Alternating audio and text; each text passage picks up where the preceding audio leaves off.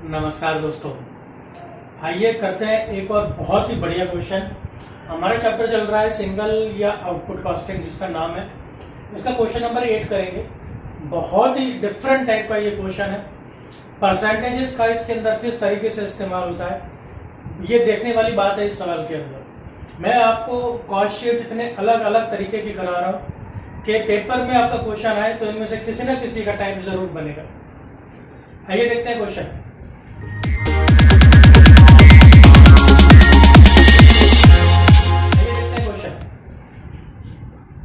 In respect of a workplace, the following figures have been obtained for the year 2021.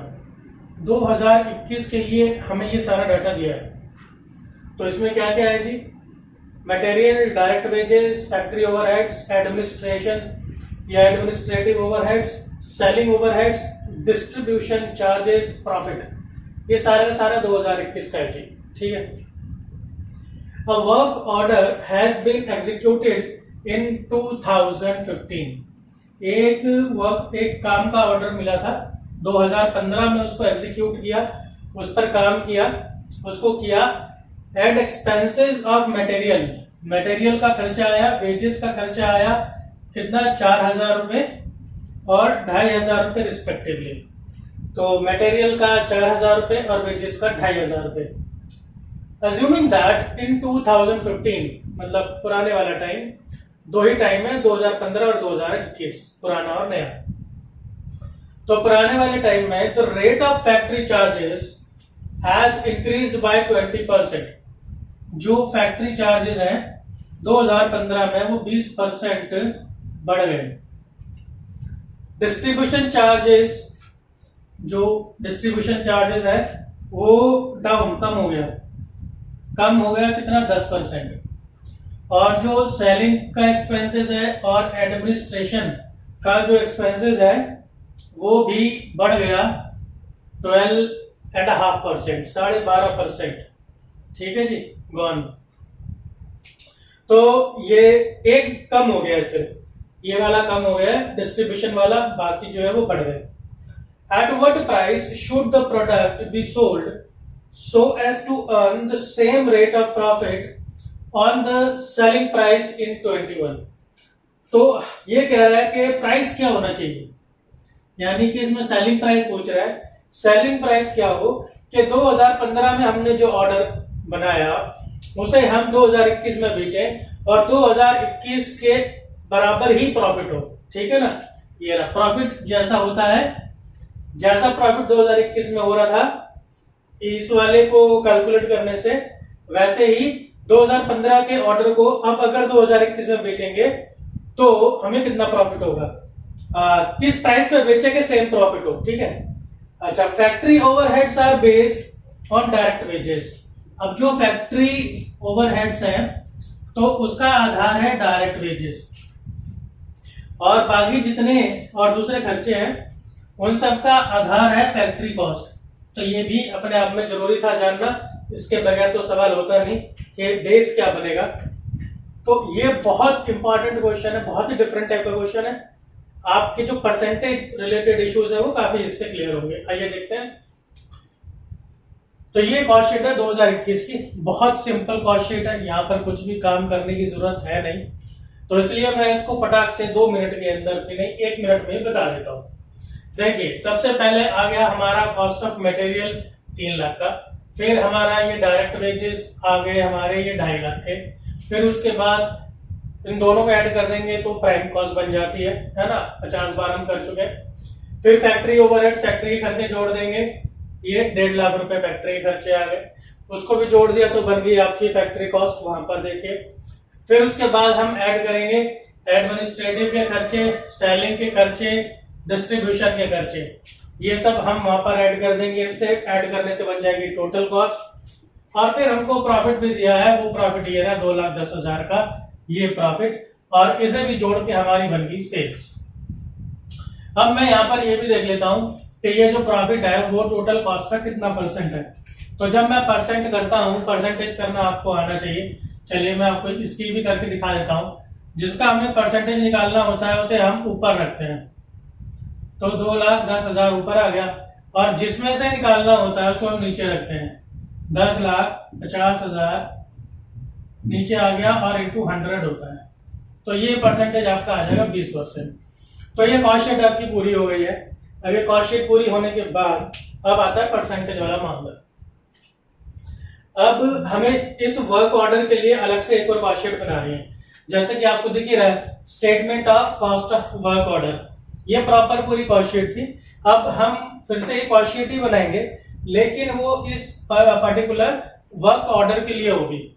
ये जो work order था यहाँ पे, अब देखा जाए तो इस वर्क ऑर्डर के अंदर हमारा मटेरियल का खर्चा था 4,000 और वेजेस का खर्चा था 2,500। तो ये सिंपली डायरेक्टली हम यहाँ पर लिख सकते हैं। तो ये मटेरियल और ये आपके वेजेस लिख दिए 2,500, ठीक है। अच्छा, प्राइम कॉस्ट इन दोनों को जोड़ के आ जाएगी 6,500। अब इसके बाद है सारा जो कुछ भी है। अब इसको आप थोड़ा ध्यान से समझ लें कि अब फिर से हमें ये सारी चीजें लिखनी है।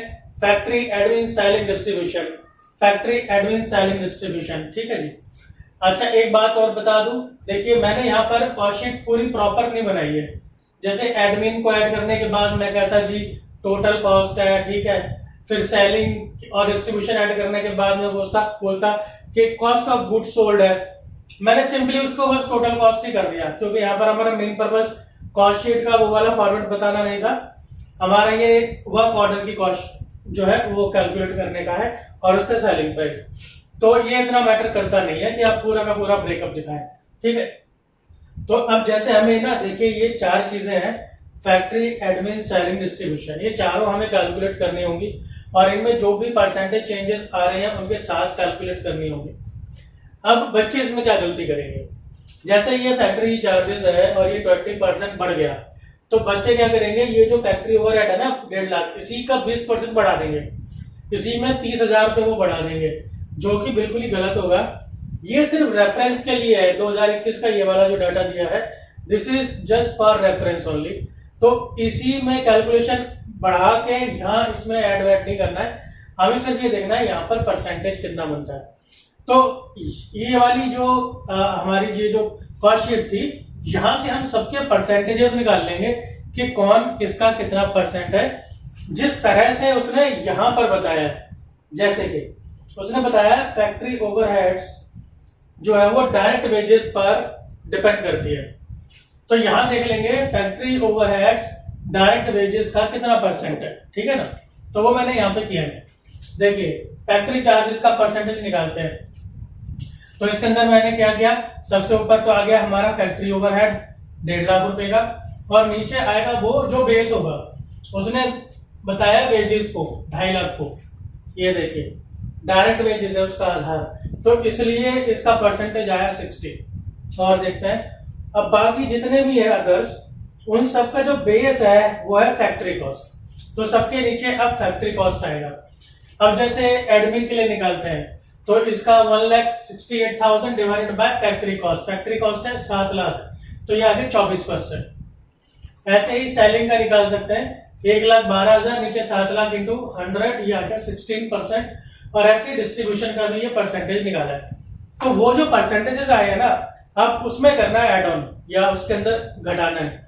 तो देखिए फैक्ट्री ओवरहेड्स हमारे कितने हैं 60%, तो 60% प्लस 60% का ही 20%, वो कह रहा है ना 20% बढ़ाना है, तो 60% में ही 20% और बढ़ा दो, यानी 12% और बढ़ा देना है। तो ये तो हमारा 60 हो जाएगा और 60 का 20% हो जाता है 12, तो ये कितना हो गया, ये हो गया आपका 72%। तो बढ़ने के बाद टोटल हो गया 72%। अब ये 72% किसका होगा, अब ये 72% होगा जो उसने बेस बताया होगा। जैसे फैक्ट्री ओवरहेड का उसने बेस बताया गया डायरेक्ट वेजेस, और डायरेक्ट वेजेस यहां पर कितने हैं 2500, तो वो 2500 का 72% होगा, ये आ गया 1800, ऐड करके हमें मिल गई फैक्ट्री कॉस्ट। इसके बाद अगला जैसे अब एडमिन ओवरहेड है हमारे पास 24%, तो ये 24%। अब देखो एडमिन वाले में एडिशन कितना हो रहा है, एडमिन वाले में एडिशन हो रहा है 12.5%, तो मैंने 24 प्लस 24 का ही 12.5%, ये मैंने इसके अंदर जोड़ दिया, तो ये बन जाता है 3%। तो टोटल बन गया ऐड करने के बाद 27%। अब 27% हम किसका करेंगे, देखिए बाकी सभी का उसने आधार बताया है फैक्ट्री कॉस्ट, तो हम फैक्ट्री कॉस्ट का करेंगे। फैक्ट्री कॉस्ट हमारे पास 8300। अब इसी तरह से हम देख लेते हैं सेलिंग ओवरहेड्स को। सेलिंग ओवरहेड है हमारे पास 16%, तो 16% हो गया, तो इसी का 12.5% मैंने किया, क्योंकि सेलिंग में भी इंक्रीमेंट है 12.5% का, तो 12.5% जोड़ने पर हो गया 18%। और इसका बेस भी जो है वो फैक्ट्री कॉस्ट ही है 8300, ये बताया हुआ है यहाँ पे 8300, तो ये बन गया 1494। और लास्ट है हमारे पास डिस्ट्रीब्यूशन ओवरहेड। अब डिस्ट्रीब्यूशन ओवरहेड हमारे पास है 10% का, तो 10% ये हो गया। और फिर हम माइनस कर रहे हैं, इस बार क्यों माइनस कर रहे हैं आपको ध्यान होना चाहिए। देखिए जो डिस्ट्रीब्यूशन चार्जेस है वो कम हो गए, डाउन बाई 10%, 10% कम हो गए, तो 10% माइनस 10% का ही 10%, ठीक है जी। तो ये हो गया 9%, और 9% किसका, फैक्ट्री कॉस्ट का ही। तो इस तरह से ये ऐड करके बन गया आपका टोटल कॉस्ट। अब प्रॉफिट कितना आएगा, अब प्रॉफिट वैसे ही आएगा जैसे यहां पर है, हम परसेंटेज ले सकते हैं, परसेंटेज का ही रेफरेंस लेने के लिए हमें ये सब दिया हुआ है। देखिए इसके अंदर क्या है कि प्रॉफिट कॉस्ट का 20% है, तो सेम यहां कर देंगे, हम यहां पर भी कर देंगे 20%, 20% ऑफ कॉस्ट कर देंगे इसे प्रॉफिट बुक, यानी कि 12,782 का 20% कर देंगे, 2,556 रुपए आ जाएगा। शायद कुछ पॉइंट में आ रहा है, मैंने पॉइंट हटा दिया है। और इन दोनों को ऐड करने के बाद हमें मिल जाएगी सेल्स 15,338। तो देखिए कितना डिफरेंट टाइप का ये क्वेश्चन था हमारा कॉस्ट शीट का। अगर ऐसा क्वेश्चन आपने अब एग्जाम में आ गया तो आप बड़ी खुशी खुशी इसे कर लेंगे। ये क्वेश्चन में इतना ही, इसी तरह से जुड़े रहिए, आगे की वीडियोस देखिए। मिलता हूं मैं आपसे अगली वीडियो में, धन्यवाद।